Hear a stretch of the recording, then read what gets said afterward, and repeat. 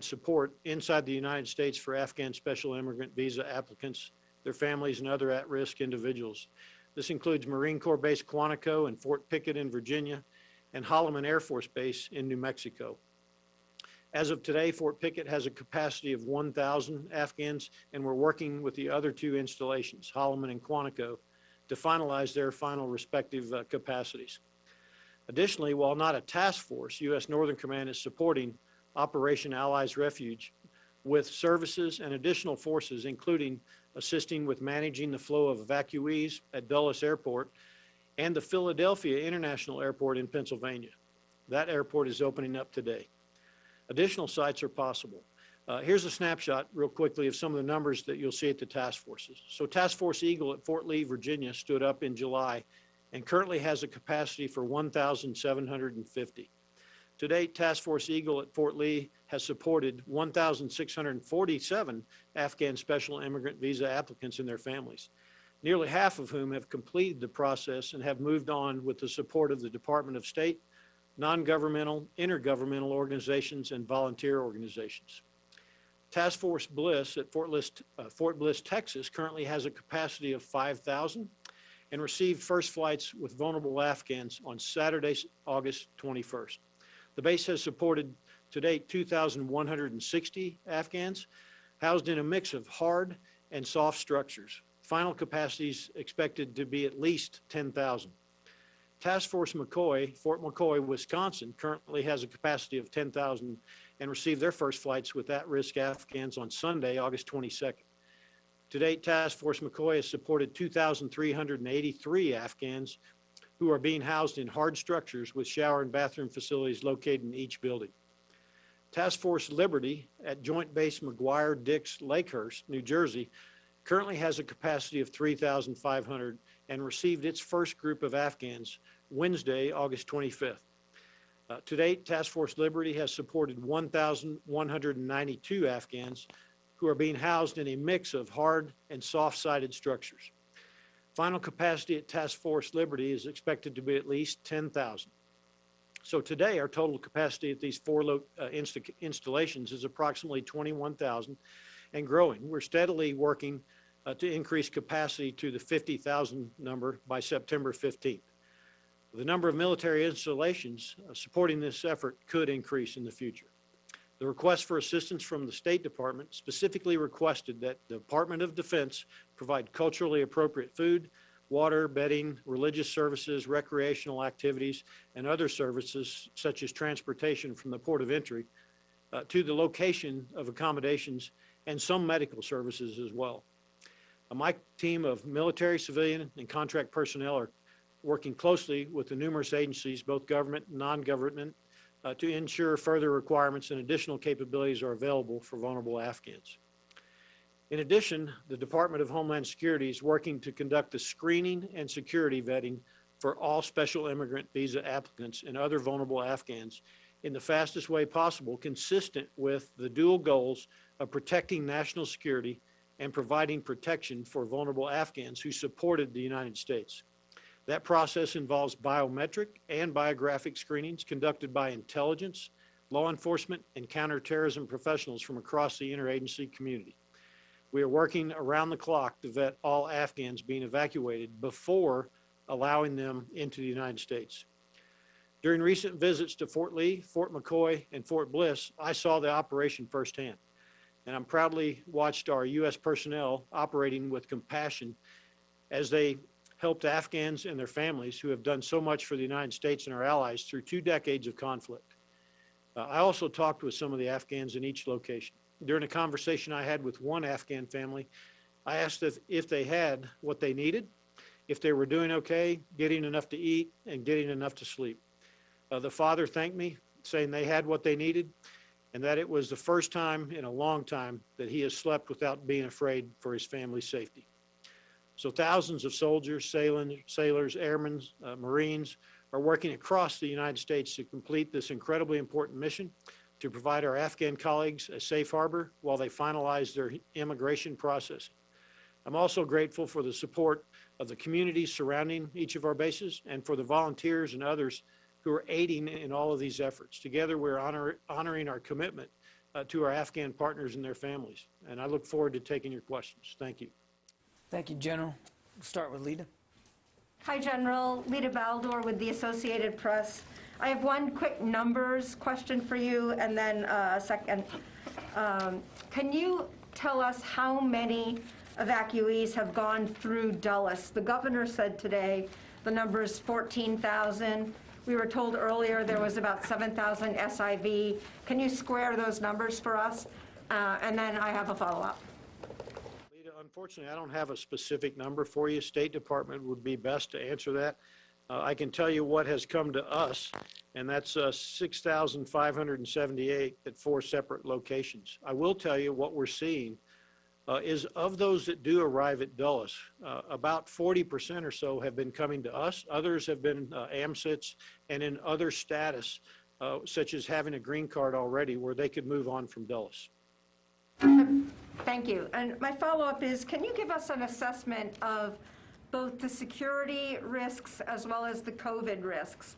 As you're doing, and everyone is doing these screenings, what security risks are you seeing? Are you seeing a number of people who are showing up on lists? And then what about COVID? How is that testing going?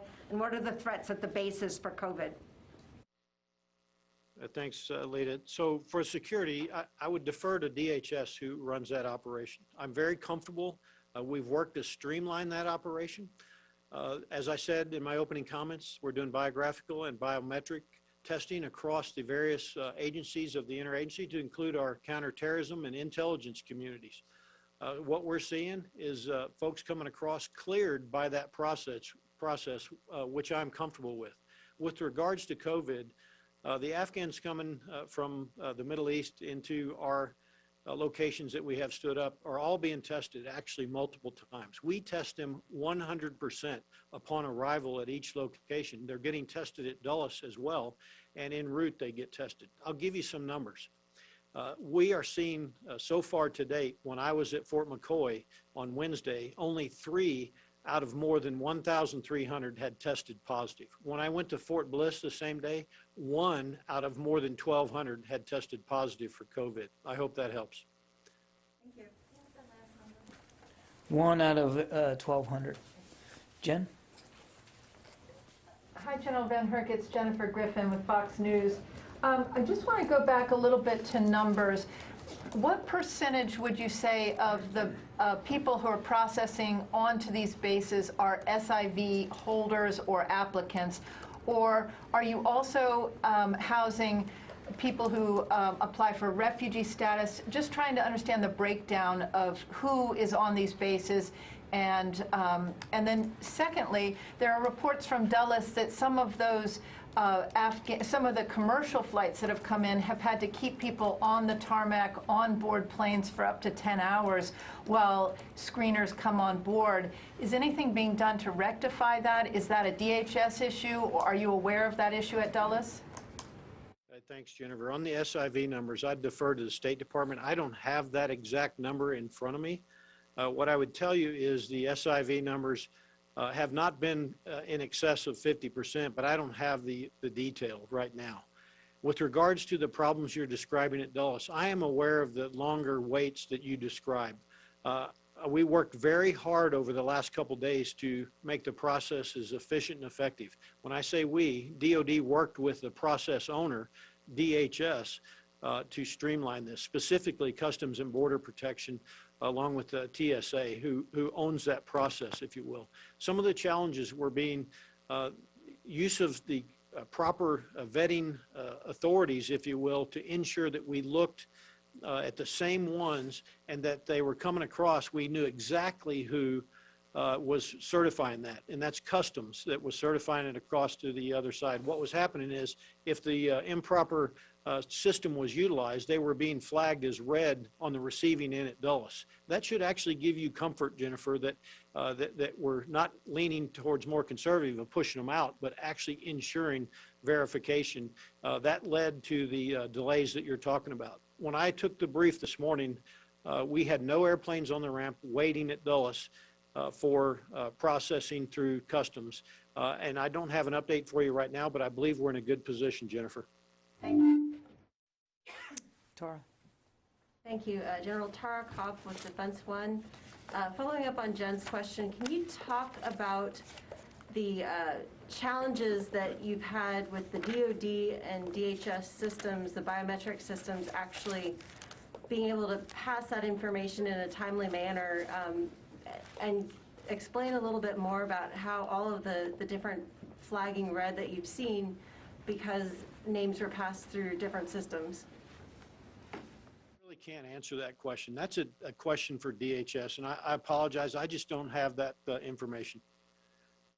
And to follow up a little bit more humanitarian, with all of the thousands of Afghans that are going onto these bases, you know, many of them left their country with very little and probably have different levels of means to start life over here. How long is DoD prepared to house and feed these refugees? So we're prepared to house them and feed them as long as it takes to get them through the process and as long as the Secretary approves that.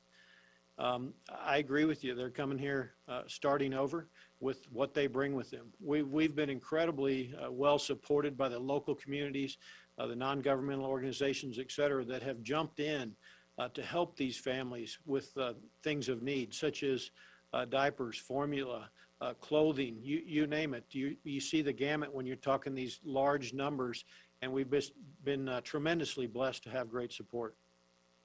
Say willing to host as they go through the process. What do you mean by the process? If they don't have a place to go, how long can they stay on base?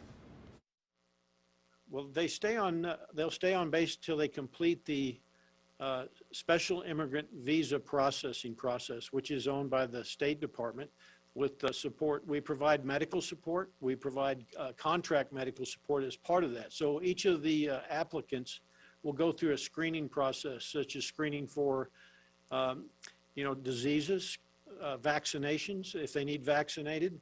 We'll have the International Migration Organization come in towards the end of the process and work with them on where they need to be relocated. Many of them have family already here in the United States, or they'll be relocated to places where there's already Afghan populations, et cetera. What we saw at Fort Lee with those that already had some type of a special immigrant visa processing is that was taken about 5 to 7 days. We won't know exactly how long that's going to take until the State Department and everybody is on the ground full up and we're ready to begin processing. Remember, we've only been at this for a few days.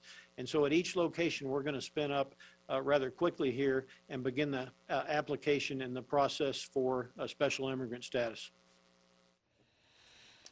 Orrin? Orrin Lieberman from CNN. The SIV application process, the screening process, is a long process.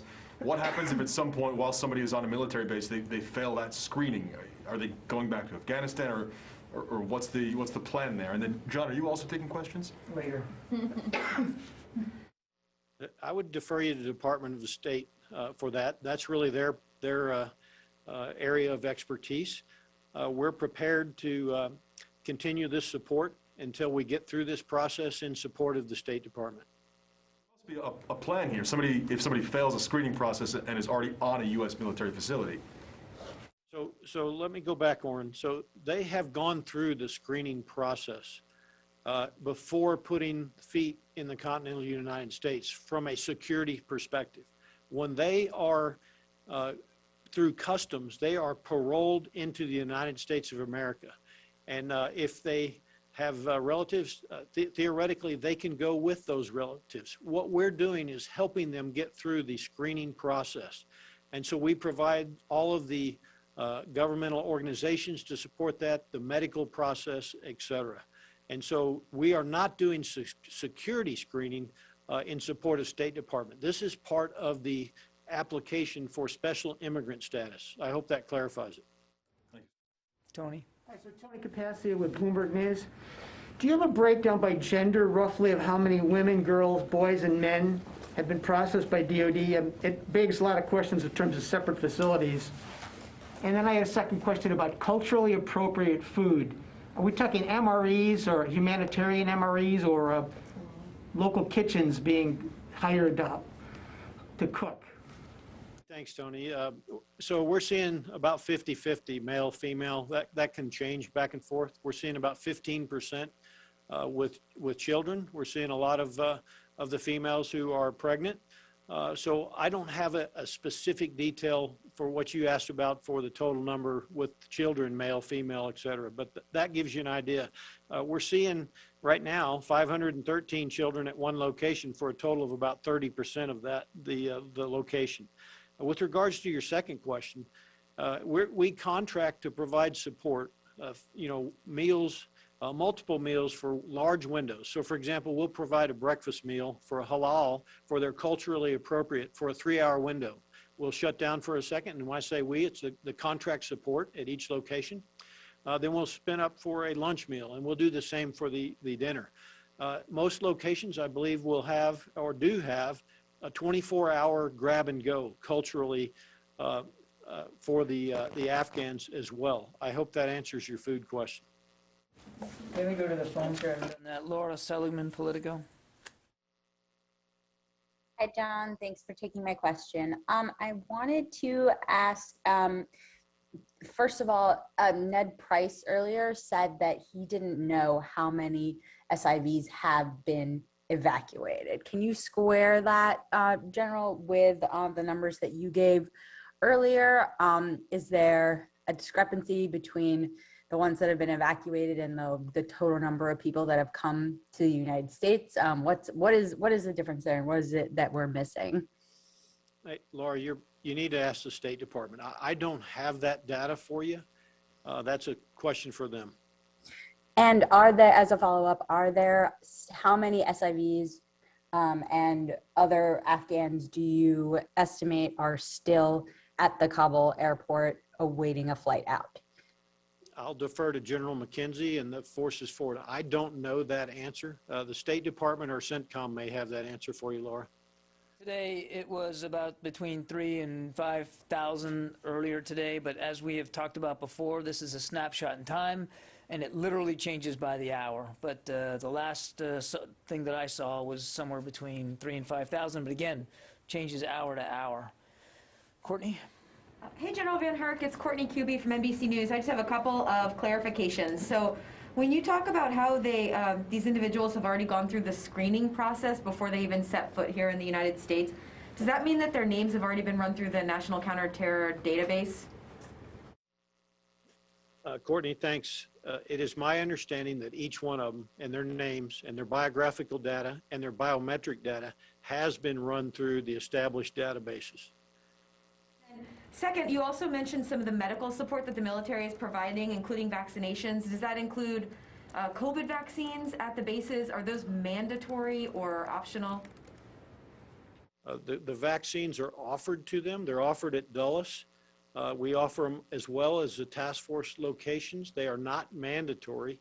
We see many of them are taking the vaccine if they've not already had it.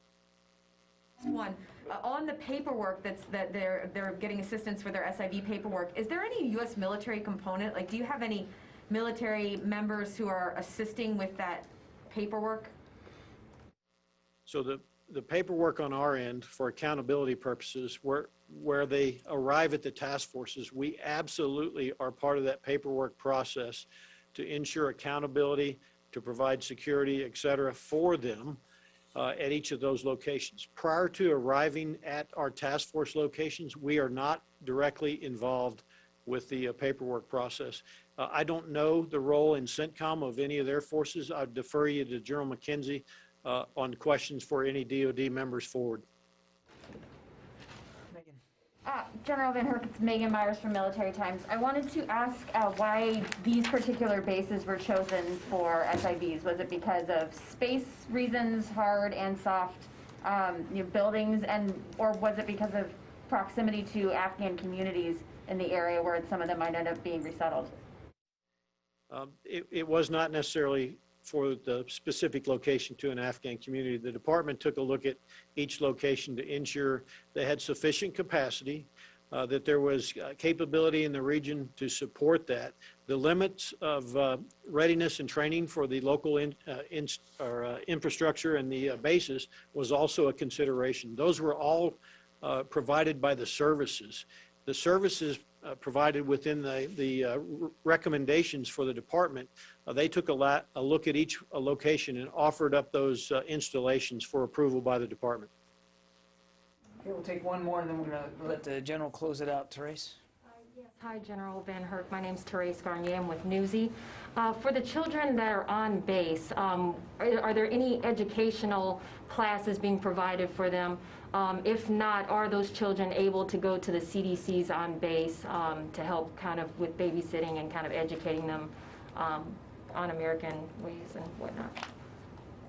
That's a great question. So to answer the last part first, currently I'm not aware of any of them using CDCs on base, but what I would tell you, there's an outpouring of support in the local areas, local communities, organizations, non-governmental, that have showed up at each location to provide coloring books, books to read, educational opportunities, sports.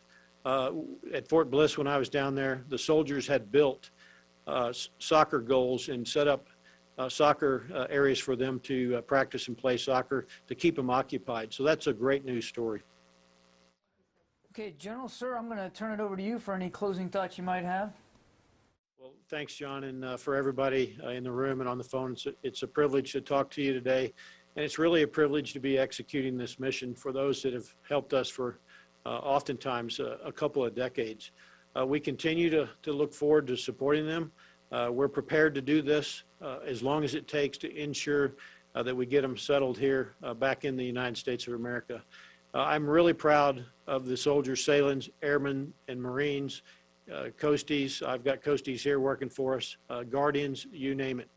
We're working very hard.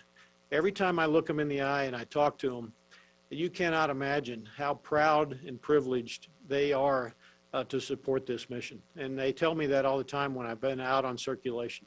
I feel the exact same way, and we look forward to continuing to make this a successful operation. So thanks for letting me tell the story.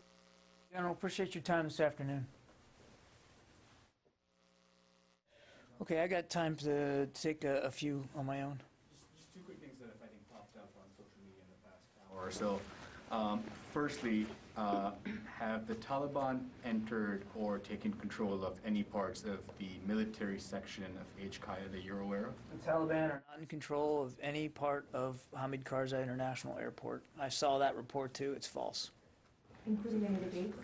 They are not in charge of any of the gates, are not in charge of any of the airport operations. That is still under U.S. military control. Lita. John, can you give us any further details on the attack at this point? Anything about whether the Marines noticed the attacker coming? Anything about the firing of the shots? Has any of that been kind of cleared up at this point? I don't have any additional details from what General McKenzie laid out yesterday. Again, we're going to do the forensics on this and try to learn as much as we can. And when we have some verifiable context to be able to talk to you about that, we'll do it, but we're still digging into it right now. And one other thing, do you have any timing on when you believe the aircraft with the remains will arrive at Dover? I don't, and as you might imagine, we're in the services are in contact with the families, and they'll notify the families through the casualty assistance case officers, and I think I want to respect that process. As you know, sadly, from covering this for so long, Lita, I mean, it doesn't. Usually, the process doesn't take that long. Will the President and Secretary go to Dover to meet the families of the fallen? I don't have any schedule announcements to make, but we're all mindful of the importance of any return of fallen members, and certainly these included. But I just don't have any things to announce from a schedule perspective. Tony? Do you have any status report on the 17 wounded at Landstuhl in terms of whether they're mostly stable or out of danger? Or I don't have an update on the wounded. The last count I had was that 20 of them had gone to Landstuhl. The remaining, there was some additional wounded, but that they were treated on site and returned to duty. I don't know what the status is, and as you know, Tony, we don't usually get into the details of wounded, even anonymously. We just don't typically talk about that. It'd be useful if you get a sense of whether most are stable or in emergency, just. I'm not going to promise that, Tony, and we just don't talk about the status of wounded, as I think you can understand. I mean, there's real privacy issues there that we want to be mindful of. Yeah. Okay, thanks. We'll see you. I'm planning to do this again tomorrow morning. So I'm shooting for around 11 o'clock in the morning tomorrow for a regular update with General Taylor. And then we'll see what the rest of the weekend looks like. All right, thank you.